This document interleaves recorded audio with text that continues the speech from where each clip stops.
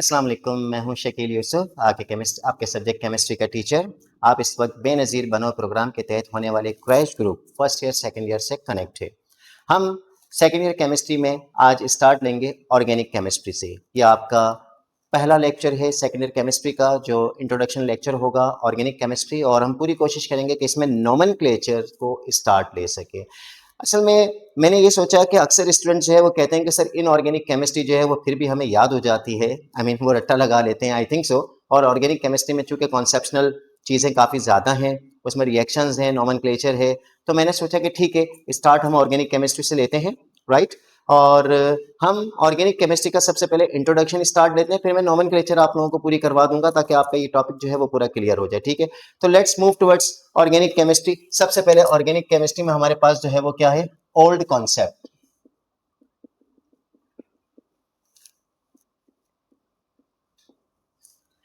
Seventeen 1777 में ये concept था कि organic compounds can only B obtained from the living organisms, के ऑर्गेनिक कंपाउंड्स जो हैं वो सिर्फ लिविंग ऑर्गेनिजम्स से ही मिले जा सकते हैं, और study of such compounds were known as organic chemistry.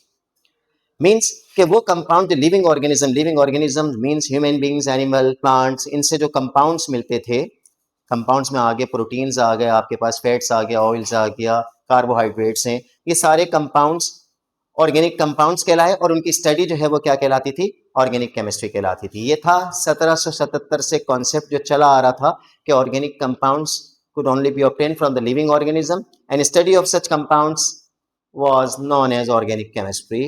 इसी दौरान फिर वाइटल फोर्स थ्योरी आई, जिसको बर्जीलियस ने दिया। वाइटल फोर्स थ्योरी क्या थी मैं आपको बता दूं। वाइटल फोर्स थ्योरी, जिस साइंटिस्ट ने वाइटल फोर्स थ्योरी दी उसका नाम था बर्जीलियस।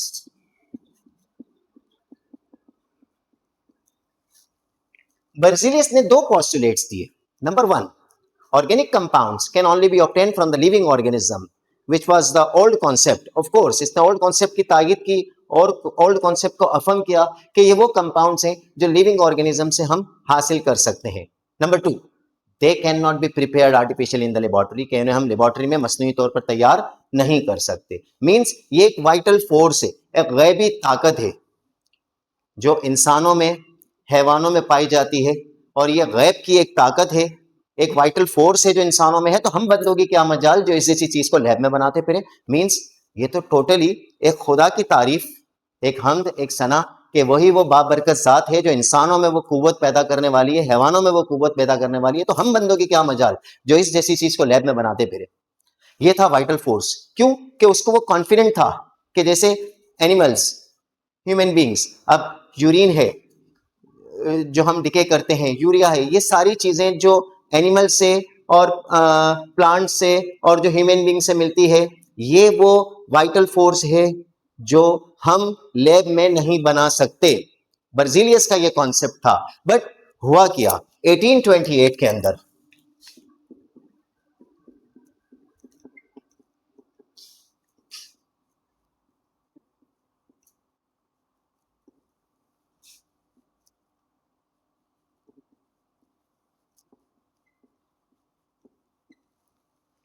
1828 में वॉलर एक ऐसा साइंटिस्ट जिसने अमोनियम सियानेट के इनऑर्गेनिक कंपाउंड को लैब में हीट किया और ऑर्गेनिक कंपाउंड यूरिया को बना डाला।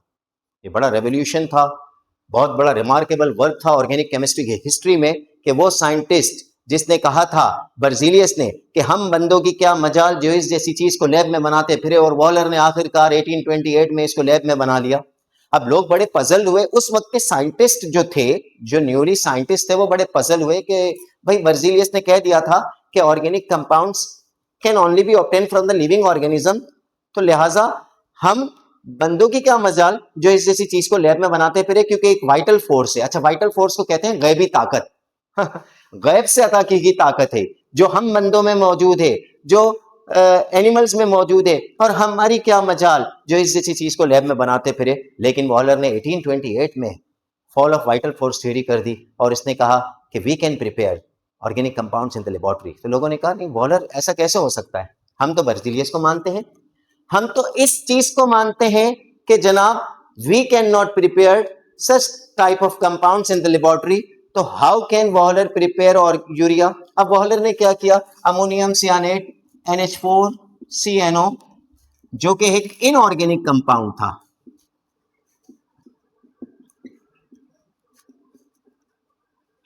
इससे इसने बना डाला यूरिया, जो कि क्या है, ऑर्गेनिक कंपाउंड। वॉलर ने अमोनियम सियानेट के इनऑर्गेनिक कंपाउंड से एक ऑर्गेनिक कंपाउंड यूरिया को लैब में बना दिया और रेवोल्यूशन आ गया। हिस्ट्री में एक बहुत बड़ी हलचल मच गई कि जनाब ये कैसा साइंटिस्ट है जो बर्जिलियस को डिनाई करता है, क्योंकि बर्जिलियस जो है वो दो पॉस्टुलेट देके बैठा है कि organic compounds can only be obtain from the living organism and we can not prepare such type of compounds in the laboratory, means हम नहीं बना सकते। लेकिन बॉहलर ने सबसे पहले क्या किया, इनऑर्गेनिक कंपाउंड अमोनियम सियानेट से एक ऑर्गेनिक कंपाउंड यूरिया को लैब में बना दिया। तो फिर न्यू कॉन्सेप्ट ऑर्गेनिक केमिस्ट्री का आया। और न्यू कॉन्सेप्ट क्या आया ऑर्गेनिक केमिस्ट्री का, जरा तवज्जो दीजिए। अब जरूरत थी कि ऑर्गेनिक केमिस्ट्री का कोई नया कॉन्सेप्ट आए, क्यों कि पुराना कॉन्सेप्ट तो खत्म हो गया। वॉलर ने कह दिया कि हम we human being can prepare such type of compounds in the laboratory. अच्छा, एक और चीज लोग ये भी कहते हैं कि यार ये तो गैबी ताकत थी, ये तो अल्लाह की अता करदा ताकत थी जो इंसानों में है, हैवानों में है, हम बंदों की क्या मजाल जो ऐसी चीज को बनाते फिरे। तो याद रखिएगा, अल्लाह ने अकल दी, अल्लाह ने कहा कोई है जो सोचे और समझे, तो सोचने और समझने की सलाहियत जब वॉलर के दिमाग में आई तो इसने बना डाला यूरिया। मींस इसने प्रिपरेशन की, क्रिएशन नहीं की। क्रिएशन गोज टू अल्लाह, तखलीक खुदा की है, प्रिपरेशन हमारी है।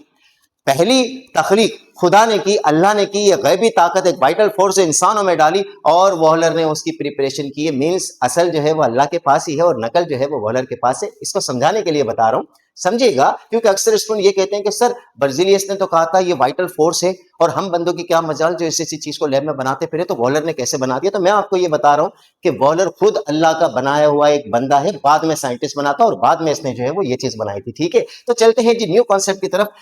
न्यू कॉन्सेप्ट है study of compounds containing carbon, hydrogen and their derivatives.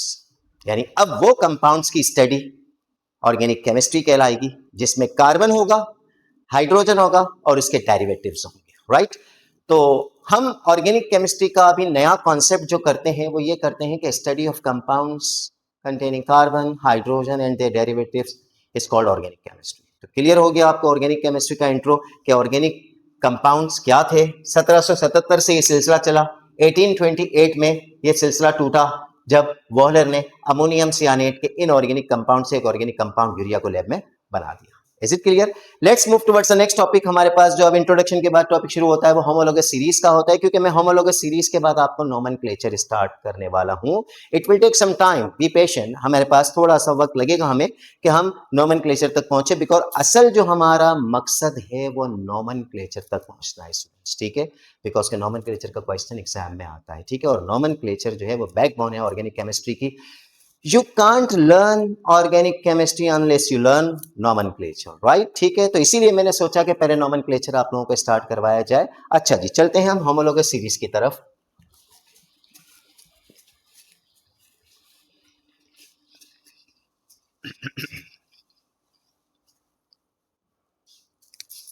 Ji students, तो हमारे पास है होमोलॉगस सीरीज। मैं definition, I'm not going to dictate, I'm not going to write the definition of the board because कि we have less time, हमारे पास time की shortage है, लिहाजा हम definition को हम जो है वो बुक में से देख लेंगे, या अगर आप कहोगे तो मैं आपको पीडीएफ जो है मेरे नेक्स्ट लेक्चर में मैं आपको पीडीएफ इंशाल्लाह जो है वो इसकी शेयर कर दूंगा, मैं आपको नोट्स की लिंक दे दूंगा। What ever be the method, हमारे टेक्नीशियन जो है इंशाल्लाह आप तक ये नोट्स पहुंचा देंगे, बिल्कुल परेशान ना होइए, आपको टॉपिक्स की डेफिनेशन सारी मिल जाएंगी इंशाल्लाह। हम होमोलॉगस सीरीज की डेफिनेशन किस तरह याद करते हैं, किस तरह हम लिखते हैं एग्जाम में, मैं आपको वो बता दूं। एग्जामिनेशन वर्डिंग्स बता रहा हूं स्टूडेंट्स, सुनिएगा जरा गौर से। A series of organic compounds in which neighbouring member differ from each other by CH2 group.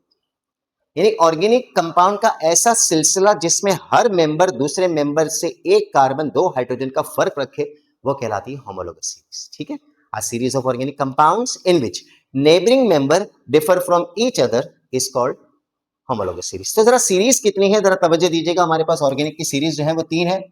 एक है अल्केन, एक है हमारे पास अल्कीन, और एक सीरीज है हमारे पास अल्काइन। 3 सीरीज है मेरे पास, अल्केन, अल्कीन, अल्काइन। ठीक है, इन तीनों सीरीज के general formula you must learn, you must know the general formula of these 3 homologous series. पहली सीरीज जो है वो CN H2N+2, दूसरी सीरीज है हमारे पास CN H2N, तीसरी सीरीज है हमारे पास CN H2N-2। ठीक है स्टूडेंट्स, तो चलते हैं जी इसके मेंबर्स बनाने के लिए। अल्केन हमारी पहली सीरीज है, इसका मेंबर हम कैसे बनाएंगे, तवज्जो दीजिएगा student. N means number of atoms, पहला मेंबर मैं बनाने जा रहा हूं। और कीजिएगा स्टूडेंट, तवज्जो दीजिएगा, पहला मेंबर N की जगह कितना रख दिया 1, हाइड्रोजन 2 1 2 + 2 कितना हो गया 4, 1 लिखने की जरूरत नहीं है, फॉर्मूला बन गया CH4। जी जानते हैं आप CH4 का नाम क्या है, methane. Is it clear? CH4 का नाम क्या है, मीथेन। यानी पहला कार्बन का जो मेंबर है वो मीथ कहलाता है, मीथेन इसका पूरा नाम है हमारे पास। ठीक है, यहां पर आइए तो आप इसका मेंबर कैसे बनाओगे, C1H 2 1 2, 1 लिखने की जरूरत नहीं है हमें, ये हो गया आपका मीथेन। मीथेन मीथेन 2 कंपाउंड हो गया आपके पास। अल्काइन सीरीज का पहला मेंबर बनाने जा रहा हूं, तवज्जो दीजिएगा स्टूडेंट्स। अल्काइन सीरीज का पहला मेंबर C1H 2 1 2 -2 यानी कि 0, मतलब H है ही नहीं हमारे पास। तो हम चूंकि कंपाउंड डिस्कस कर रहे हैं और ये तो एक एलिमेंट कार्बन है, लिहाजा हम कहेंगे कि अल्काइन सीरीज का पहला मेंबर इस दुनिया में एग्जिस्ट नहीं करता। 2 मेंबर्स बन गए हमारे पास, एक अल्केन का मेंबर बन गया, एक अल्कीन का बन गया। सेकंड देखिएगा प्लीज, C2, इस दफा N की जगह पर मैंने 2 कर दिया जी। H कितना हो जाएगा, 2 2 4 + 2 कितना हो गया 6। नाम क्या हो गया इसका, इथेन। नाम हो गया इथेन। यहां आ जाइए, C2H 2 2 4, इसका नाम क्या हो गया, इथीन। फिर इसके बाद C2H 2 2 4, 4 में से 2 गया, कितना हो गया 2, नाम हो गया इथाइन। इसका पहला मेंबर मीथेन, दूसरा इथेन, मीथेन इथेन। इसका पहला मेंबर इस दुनिया में एग्जिस्ट नहीं कर रहा, दूसरा मेंबर क्या हो गया, इथाइन। तो पढ़ेंगे कैसे देखिएगा जरा, तवज्जो दीजिएगा स्टूडेंट। इथेन इथेन इथाइन, ठीक है, ये सेकंड मेंबर आ गए। तीसरा, 3 कार्बन को हम कहते हैं प्रोप, और नाम है इसका प्रोपेन। ठीक है, यहां पर क्या हो जाएगा, देखिए एक एक कार्बन बढ़ रहा है और 2 हाइड्रोजन बढ़ते जा रहे हैं, हाइड्रोजन 2 बढ़ा दिए मैंने, ये हो गया प्रोपेन, ये क्या हो जाएगा प्रोपीन। ठीक है ना, एक प्रोपेन हो गया और एक क्या हो गया आपके पास, प्रोपीन हो गया। तो ये क्या हो जाएगा बताइए जी, C3। H कितना हो जाएगा 4, नाम क्या हो गया प्रोपाइन। इस तरह पढ़ते हैं, देखें, propane propene propyne, right, 3 carbon. अब जरा तवज्जो दीजिए, मैंने होमोलोगस सीरीज आपको कहा था, क्या series of organic compound in which neighbouring member differ from each other by CH2 group, means her member दूसरे मेंबर से 1 कार्बन 2 हाइड्रोजन का फर्क रखता है। देखिए फर्क, एक एक कार्बन बढ़ता जा रहा है और 2 हाइड्रोजन भी बढ़ते जा रहे हैं। तो ये सारी की सारी सीरीज जो है वो क्या कहलाएगी, होमोलोगस सीरीज। अच्छा, इस सीरीज के सारे मेंबर्स आप बनाओगे, मैं सिर्फ मेंबर के नाम बता रहा हूं। जैसे कि पहला मेंबर का नाम है मीथेन, इथेन, प्रोपेन, ब्यूटेन, फिर क्या है पेंटेन, हेक्सेन, हेप्टेन, ऑक्टेन, नोनेन और डीकेन। टोटल 10 मेंबर्स होते हैं स्टूडेंट्स। ठीक है, अब जरा तवज्जो दीजिएगा, पहले कार्बन को मीथेन कहा, मीथेन एग्जिस्ट नहीं करता, ethane ethene ethyne, propane propene propyne, butane butene butyne, pentane pentene, ये पेंटीन प्रोवी वो शैम्पू ना समझ लीजिएगा, नाम है इसका पेंटीन, ठीक है। तो pentane, pentene, pentyne, hexane, hexene, hexyne, heptane, heptene, heptyne, octane, octene, octyne, nonane, nonene, nonyne, decane, decene, decyne. कैसे नाम है ना। अब घर पे पता चला, अगर आप लोग बैठे बैठे ये पढ़ रहे होंगे ना, तो आपके अम्मी और अब्बू पहली दफा कहेंगे यार पता नहीं क्या ये कौन सी जबान बोल रहे हैं यार, हेप्टेन, हेप्टीन, हेप्टाइन और डीकेन, डीकिन, डीकाइन। चले कुछ तो अच्छा हुआ, कम से कम मोबाइल से तो हटा हमारा बच्चा, ऐसा ही है ना। और क्या, कम से कम मोबाइल से तो हटेंगे, ऐसे नाम लेंगे तो। खैर एनीवे, स्टूडेंट्स तवज्जो दीजिएगा, ये 10 नाम जो है हमारे पास, we must know, we must learn these 10 names in the organic chemistry, ये आपको आना चाहिए। अच्छा 11 का भी नाम है अंडीकेन, 12 का भी नाम है डोडीकेन, ठीक है ना, ट्राइडिकेन, सारे नाम चलते हैं, लेकिन आप कम से कम 10 नाम जो है वो जरूर याद रखिए। और मेरे ख्याल से आपको याद होंगे, क्योंकि मैट्रिक में भी आप लोगों ने इसकी प्रैक्टिस की है स्टूडेंट्स, कोई नई चीज नहीं है आपके लिए, मैट्रिक में की है ना इसकी प्रैक्टिस, तो फिर क्यों घबरा रहे, कोई मसला ही नहीं जी आपके लिए तो ये, ठीक है। बताने का मकसद है हर मेंबर को देखें, दूसरे मेंबर से एक कार्बन का इजाफा होता जाएगा, 2 हाइड्रोजन का इजाफा होता जाएगा। हर सीरीज में देख लो, यहां देखो एक कार्बन बढ़ रहा है, 2 हाइड्रोजन बढ़ रहे हैं, यहां देखें एक कार्बन बढ़ता जा रहा है, 2 हाइड्रोजन बढ़ते जा रहे हैं, यहां देखें एक कार्बन बढ़ता जा रहा है, 2 हाइड्रोजन। तो अब मेंबर बनाना बड़ा आसान हो गया, जैसे ब्यूट है C4H10। तो यहां एक खास चीज बता दो स्टूडेंट्स, 3 चीजें होती हैं, एन, इन, आइन। एन में होता है सिंगल बॉन्ड, इन में होता है डबल बॉन्ड, ये आगे जाके पता चलेगा, और आइन में होता है ट्रिपल बॉन्ड। जब भी मैं एन की बात करूं तो जितने कार्बन होंगे उसके डबल से 2 ज्यादा हाइड्रोजन। रिपीट कर रहा हूं, जब भी मैं एन की बात करूं, एन की, एन अल्केन, जितने कार्बन होंगे डबल से 2 ज्यादा हाइड्रोजन। फॉर एग्जांपल मैं कहता हूं पेंट यानी कि पेंटेन, तो पेंट में 5 कार्बन, डबल करो 10, 2 ज्यादा करो 12, यानी कि पेंटेन का फॉर्मूला बनेगा C5H12। ऐसा ही डबल से 2 ज्यादा। हाँ, पेंटीन का फॉर्मूला बनाना है तो जितने कार्बन डबल कर दो हाइड्रोजन, यानी कि C5H10। और पेंटाइन का बनाना है तो जितने कार्बन होंगे डबल से 2 कम कर दोगे, यहां डबल से 2 कम, डबल होता है 10, 10 से 2 कम करो कितने हो गए 8। ऐसा याद करोगे, यकीन करो कि आप लोग कभी भूलोगे नहीं, जिस तरह मैं आपको बता रहा हूं इसी तरह याद करो। एन डबल से 2 ज्यादा, इन डबल, आइन डबल से 2 कम, मेंबर बनाना आसान हो गए। अब फॉर एग्जांपल मैं आपसे कहता हूं हेक्सीन का फॉर्मूला बनाना है, किसका, हेक्सीन का। इन, इन में डबल होता है, C6 कितने हो जाएंगे H12, C6H12, आसान हो गया क्योंकि डबल। हाँ, अगर मैं कहूं हेक्साइन का फॉर्मूला बनाना है तो हेक्स में तो 6 कार्बन होते हैं, हेक्सा 6, हेक्सागोनल सुना होगा आपने 6, तो हेक्साइन डबल करो पहले 12, 2 कम कर लो C6H10। फॉर्मूला बनाने का तरीका आ रहा है। यानी हमेशा याद रखिएगा, जब भी आप एन की बात करोगे डबल से 2 ज्यादा हाइड्रोजन, इन की बात करोगे तो जितने कार्बन होंगे उसके डबल हाइड्रोजन, आइन की बात करोगे तो जितने कार्बन होंगे उसके डबल से 2 कम हाइड्रोजन। ये फॉर्मूला बनाने की टेक्निक से, ठीक है। तो we have finished the 3 things, I mean homologous series आपको क्लियर हो रही होगी चीज, ठीक है, कि एक अल्केन की सीरीज होती है, एक अल्कीन की सीरीज होती है, एक अल्काइन की सीरीज होती है। और इस सीरीज का मेन जो फंक्शन है वो ये है कि हर रुकन दूसरे रुकन से, हर मेंबर दूसरे मेंबर से एक कार्बन 2 हाइड्रोजन के फर्क में आएगा, उसे हम कहते हैं homologous series. Is it clear? Clear हो गई मेरे ख्याल से चीज। होमोलोगस सीरीज समझ में आ रही है आपको, 3 सीरीज आपके पास होती है। स्क्रीनशॉट ले लीजिए और एक काम कीजिएगा, आप अगर इस वक्त बैठे हुए, टाइम अगर अभी मिले तो अभी, वरना क्लास के बाद, मेरी क्लास के बाद इन 10 मेंबर्स को पूरा कीजिएगा। मैंने तो प्रोपेन तक का आपको बता दिया, राइट।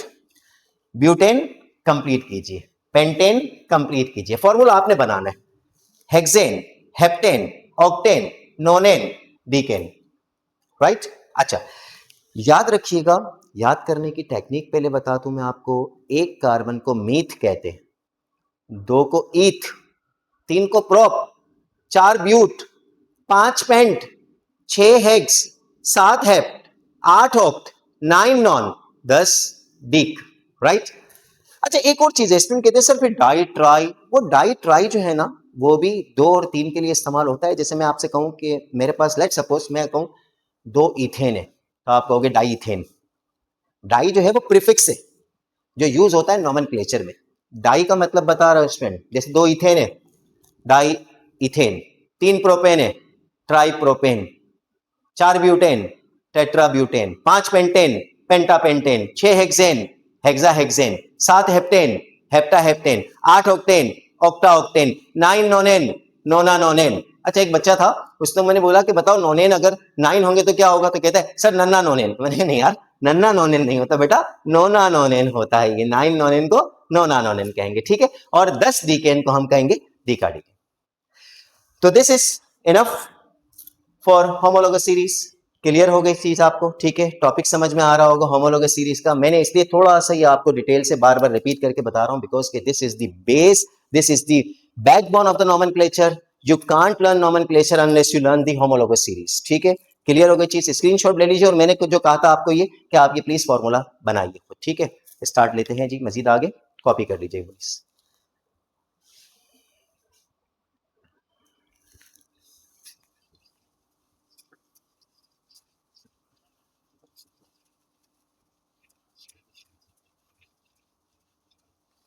जी सर, एक और छोटा सा टॉपिक जो डिस्कस करना बहुत जरूरी है, बहुत इंपॉर्टेंट है नोमेनक्लेचर के लिए, वो है अल्काइल ग्रुप। टॉपिक का नाम है अल्काइल ग्रुप।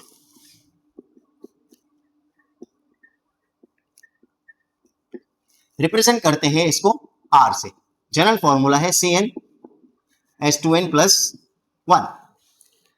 रिप्रेजेंट करते हैं अल्काइल ग्रुप को हम आर से। जब भी आर का मतलब है, इसका मतलब अल्काइल ग्रुप है। और इसका जनरल फॉर्मूला है CnH2n+1। स्टार्ट लेते हैं जी। अगर मेरे पास कंपाउंड है मीथेन, जरा तवज्जो दीजिएगा, मीथेन में से एक हाइड्रोजन किसी ने निकाल दिया, क्या बन गया फॉर्मूला CH3। ये था आपका मीथेन, तो ये हो गया आपका मिथाइल, ठीक है। मीथेन अल्केन का पहला मेंबर, ये मिथाइल, यानी ये क्या कहलाएगा आपका अल्काइल ग्रुप कहलाएगा। इसी तरह अगर मैं आपसे कहूं C2H6, एक हाइड्रोजन निकाल दिया मैंने, तो ये बन गया C2H5, इसका नाम था इथेन, तो ये हो जाएगा आपका इथाइल। इसी तरीके से सोन, यानी कि ते ये हुआ कि अल्केन में से जब एक हाइड्रोजन निकलता है तो वो अल्काइल बनता है। मीथेन में से एक हाइड्रोजन निकालेंगे हम तो मिथाइल, इथेन में से एक हाइड्रोजन निकालेंगे तो इथाइल। इसी तरीके से प्रोपेन में से एक हाइड्रोजन अगर आप निकाल दीजिए तो उसका नाम होगा प्रोपाइल। बहुत सिंपल सी चीज है स्टूडेंट, ठीक है। अल्काइल ग्रुप सब्स्टिट्यूएंट के तौर पर इस्तेमाल होता है किसी भी चेन में, नोमेनक्लेचर की चेन में, लिहाजा ये आपको आना चाहिए, ठीक है जी। चलते हैं और आगे फंक्शनल ग्रुप की तरफ, ठीक है। स्क्रीनशॉट ले लीजिएगा प्लीज, स्क्रीनशॉट लेते रहिए ताकि आपके पास टॉपिक में ये सारी चीजें मौजूद हों कि हमने क्या क्या आज के दिन में जो है वो सीखा है इस ऑनलाइन क्लास जो कि बेनजीर बनो प्रोग्राम के तहत crash group first year second year में हो रही है, ठीक है जी। Okay students, let's move towards the next topic. हमारे पास अगला टॉपिक है बहुत इंपॉर्टेंट, फंक्शनल ग्रुप का।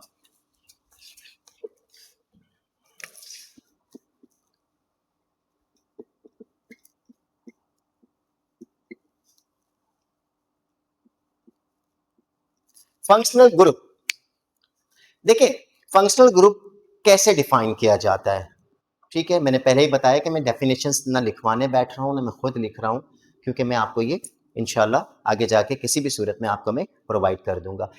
फंक्शनल ग्रुप कहते हैं एन एटम और group of atoms which is present with in the molecule and that is responsible for the reactivity of the molecule is called functional group. यानी atom या atom का ऐसा group जो किसी molecule में मौजूद हो जिससे उस मॉलिक्यूल की रिएक्टिविटी बदल जाए, that is called the functional group. इसकी आसान मिसाल पता है मैं क्या देता हूं? आपके पास एक दूध का डब्बा पड़ा हुआ है, यानी कि दूध पड़ा हुआ है, फर्ज करो किसी भी जग में दूध पड़ा हुआ है। अब किसी ने इसमें थोड़ा सा रूह अफ़ज़ा डाल दिया, क्या दूध वैसा रहेगा? क्या दूध का कलर वैसा रहेगा? नहीं। क्या दूध का टेस्ट वैसा रहेगा? नहीं। क्या दूध का ऑर्डर यानी दूध की जो स्मेल थी वो वैसी रहेगी? नहीं। यानी कि अगर आप किसी भी चीज में कोई फॉरेन सब्सटेंस का इजाफा कर देते हो तो उससे उस चीज की असलियत बदल जाती है, फंक्शन बदल जाता है, उसे कहते हैं फंक्शनल ग्रुप। जरा तवज्जो दीजिएगा, मैं अगर आपसे कहता हूं मेरे पास एक प्लेन चेन है प्रोपेन की, ठीक है, ये प्रोपेन की चेन है। और प्रोपेन की चेन में आप सब जानते हैं कि हाइड्रोजन चारों तरफ होंगे जो इसकी वैलेंसी को क्या कर रहे हैं, सैचुरेट कर रहे हैं। अगर किसी ने एक हाइड्रोजन यहां से रिमूव कर दिया और उसकी जगह पर लगा दिया OH, यानी कि अल्कोहल का फंक्शनल ग्रुप, कौन सा लगा दिया, OH लगा दिया, अल्कोहल का फंक्शनल ग्रुप लगा दिया।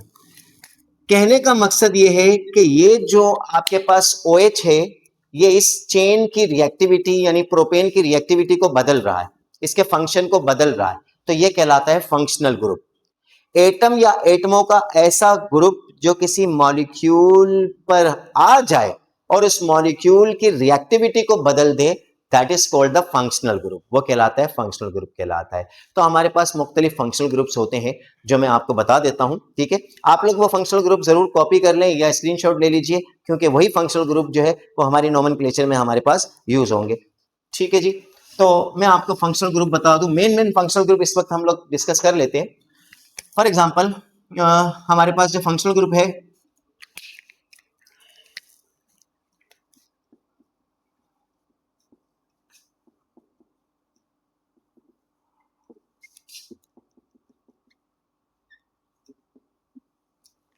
पहला फंक्शनल ग्रुप जो मैं डिस्कस कर रहा हूं वो है आपका डबल बॉन्ड, ठीक है। कौन सी फैमिली से ताल्लुक रखता है, अल्कीन। एग्जाम्पल इसकी आ गए आपके पास इथीन। ये पहला फंक्शनल ग्रुप है जो चेन में लग सकता है और वो है अल्कीन का फंक्शनल ग्रुप जिसे डबल बॉन्ड से रिप्रेजेंट करते हैं। फंक्शनल ग्रुप आपके पास क्या आ गया, डबल बॉन्ड आ गया। दूसरा फंक्शनल ग्रुप में डिस्कस कर रहा हूं ट्रिपल बॉन्ड। ट्रिपल बॉन्ड जो फंक्शनल ग्रुप है किसका है, अल्काइन, और ये नाम हो गया हमारे पास इथाइन, ठीक है स्टूडेंट्स। नेक्स्ट हमारे पास जो फंक्शनल ग्रुप है ROH, यानी कि अल्कोहल CH3OH, इसे हम कह देंगे मिथेनॉल। ये हमारे पास जो है वो तीसरा फंक्शनल ग्रुप यानी कि OH जो है वो तीसरा फंक्शनल ग्रुप है जो किसका कहलाता है, अल्कोहल का कहलाता है, ठीक है। नेक्स्ट हमारे पास है RC डबल बॉन्ड OH, ये एल्डिहाइड आ गया, CH3C डबल बॉन्ड OH, इसे हमने कह दिया इथेनॉल। नेक्स्ट हमारे पास है RC डबल बॉन्ड OCH3, ये है कीटोन,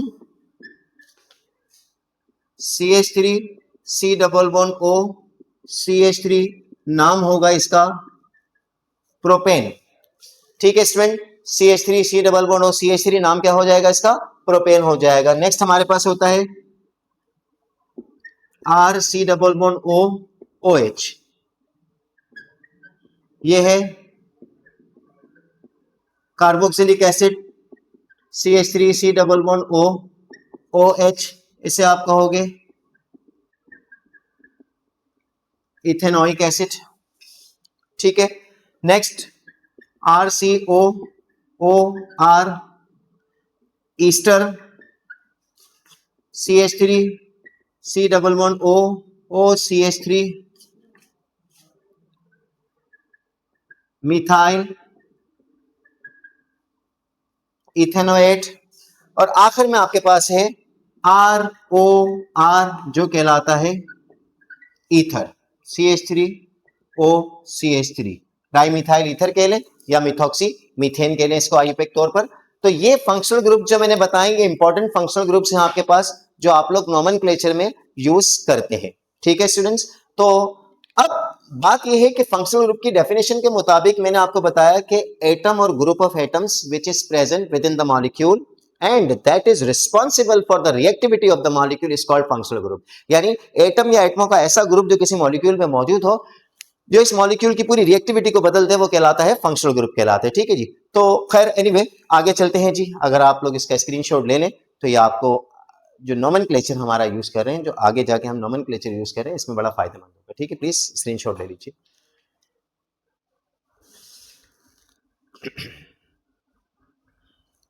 ठीक है students,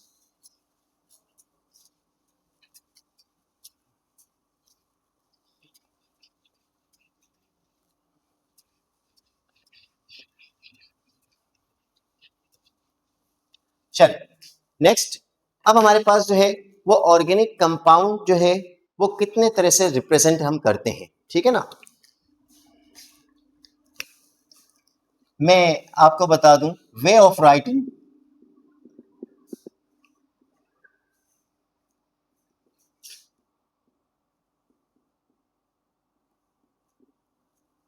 way of writing organic compounds के, ऑर्गेनिक कंपाउंड्स को रिप्रेजेंट करने के कितने तरीके हमारे पास होते हैं, ठीक है। नंबर 1 जो होता है हमारे पास वो क्या होता है, मॉलिक्यूलर फॉर्मूला।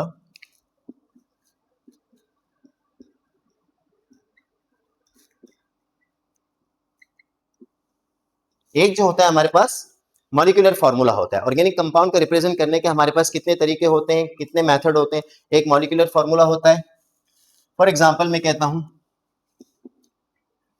पेंटेन, ठीक है। तो पेंटेन को रिप्रेजेंट करने के लिए हम क्या करेंगे, C5H12। एक होता है हमारे पास स्ट्रक्चरल फॉर्मूला,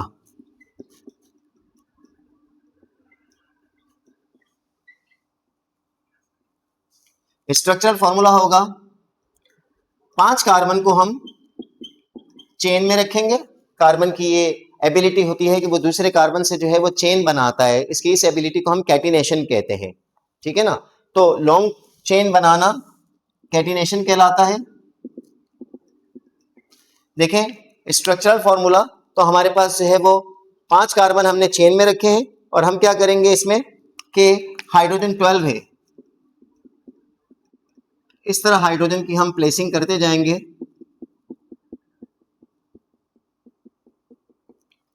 ये आपके पास जो है वो C5H12 हो गया। This is the structural formula. फिर इसके बाद नेक्स्ट जो हमारे पास होता है वो होता है कंडेंस फॉर्मूला।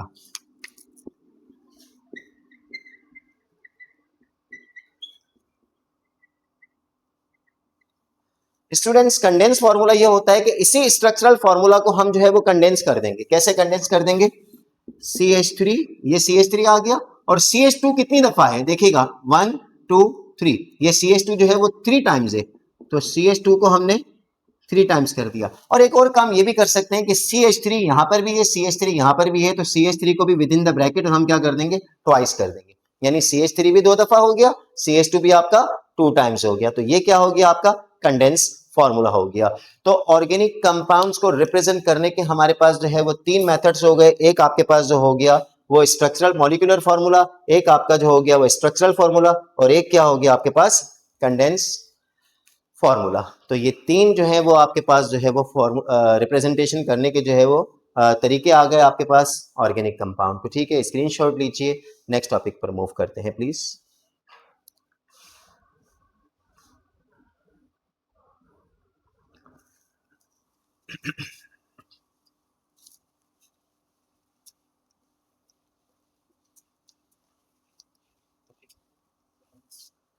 जी स्टूडेंट्स, चलते हैं जी हम हमारे मेन टॉपिक की तरफ जो कि है नोमेनक्लेचर, ठीक है। तो नोमेनक्लेचर क्या है पहले तो मैं आपको वो बता दूं।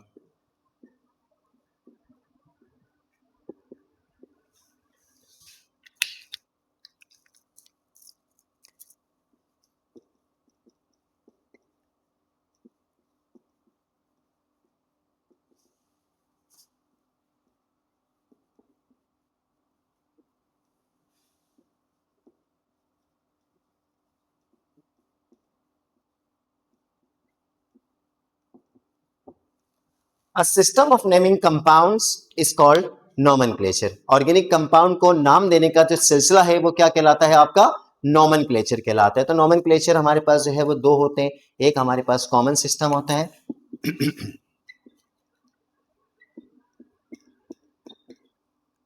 और एक हमारे पास होता है IUPAC सिस्टम।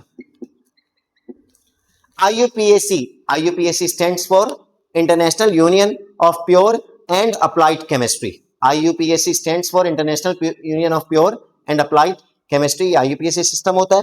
अच्छा जी, हम डायरेक्टली IUPAC सिस्टम को स्टार्ट लेंगे जो कि आपके एग्जाम में आती है, ठीक है। तो IUPAC सिस्टम के तहत हमारे पास नोमेनक्लेचर के कुछ रूल्स होते हैं जो मैं आपको सिर्फ बता देता हूं। रूल्स आप लोग जो है वो देख लीजिएगा, आपके पास रूल्स मौजूद भी होंगे, बुक्स में भी है, लेकिन मैं आपको यहाँ पर जो है वो डायरेक्टली एक्सरसाइज की तरफ मूव कर देता हूँ, ठीक है।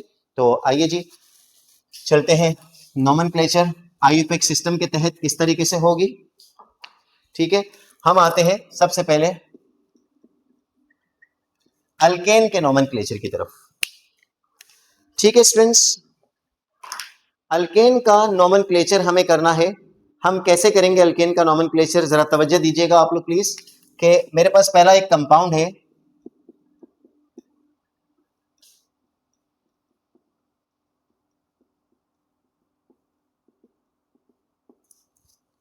सबसे पहला काम select the longest continuous chain.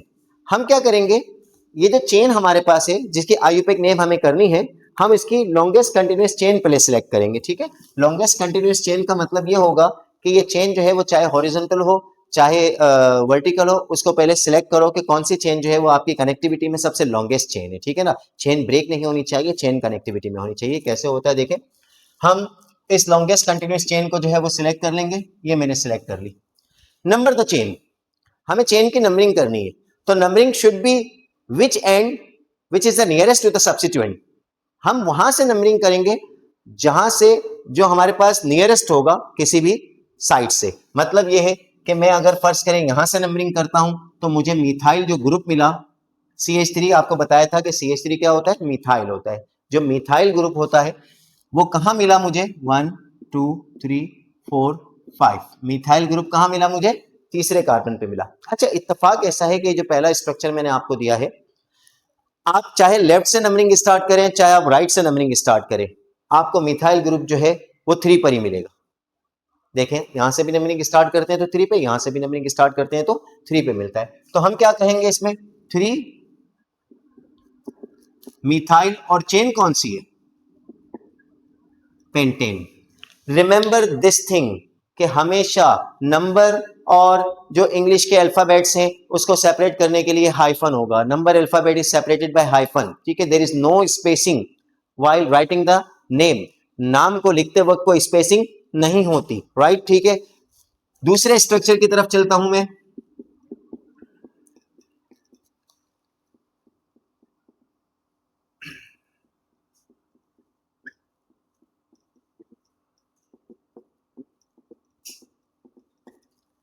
देखिएगा स्टूडेंट, ये सेकंड स्ट्रक्चर में जो है वो इसकी नेमिंग कर रहा हूं, तवज्जो दीजिएगा थोड़ी सी। सबसे पहले लॉन्गेस्ट चेन सिलेक्ट करनी है। जनाब मैंने लॉन्गेस्ट चेन सिलेक्ट कर ली, ये रही longest chain, longest continuous chain जो मैंने सिलेक्ट कर ली। अब इसके बाद में क्या करूंगा, नंबरिंग करूंगा चेन की, या तो लेफ्ट से नंबरिंग करें या राइट से नंबरिंग करें। तो नंबरिंग कहां से करेंगे, उस किनारे से, उस जगह से नंबरिंग करें जो सब्स्टिट्यूएंट जहां पर आपको नजदीक मिलेगा। मैं अगर लेफ्ट से नंबरिंग करता हूं तो मुझे सब्स्टिट्यूएंट नजदीक मिलते हैं, तवज्जो दीजिएगा।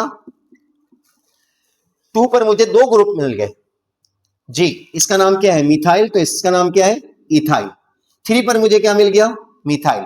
अब जरा तवज्जो दीजिएगा, आपको 2 ग्रुप एक जैसे मिल गए, एक मिथाइल मिल गया, एक क्या मिल गया, यहां पर भी मिथाइल मिल गया।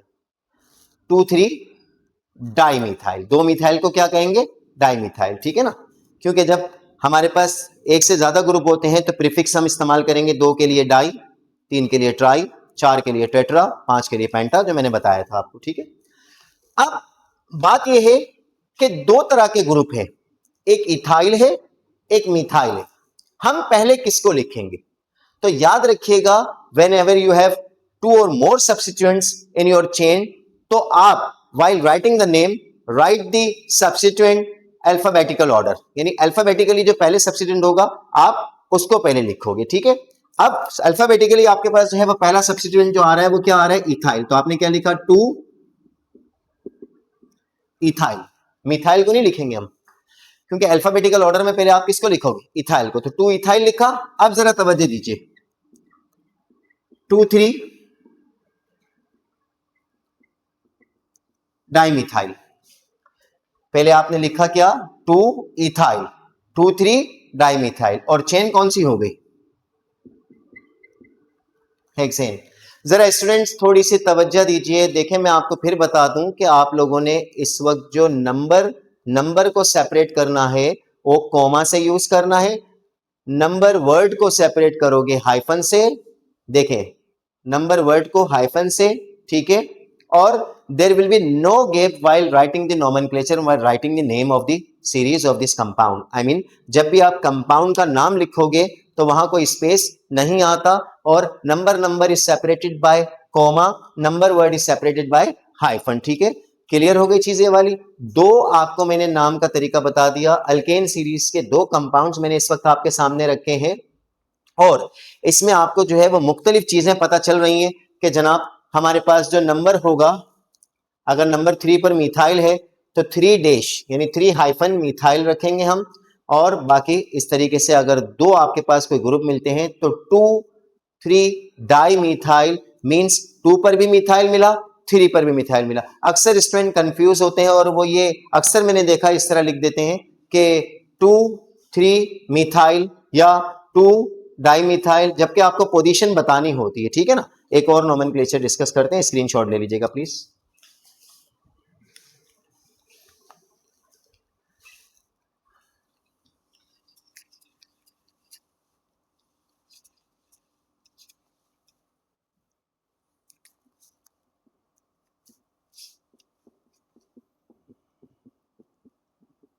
जरा तवज्जो दीजिए स्टूडेंट.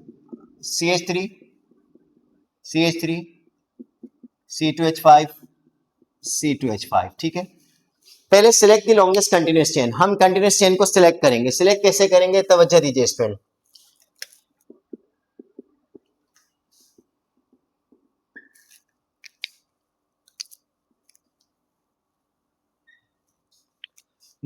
सिलेक्ट कर ली चेन आपने, अब नंबर करेंगे, नंबरिंग. तो नंबरिंग कहां से करेंगे, जहां से आपको ग्रुप जो है वो नियरेस्ट मिलेगा. तो हम क्या करेंगे, नंबरिंग यहां से करेंगे. 1 2 3 4 5 6 7.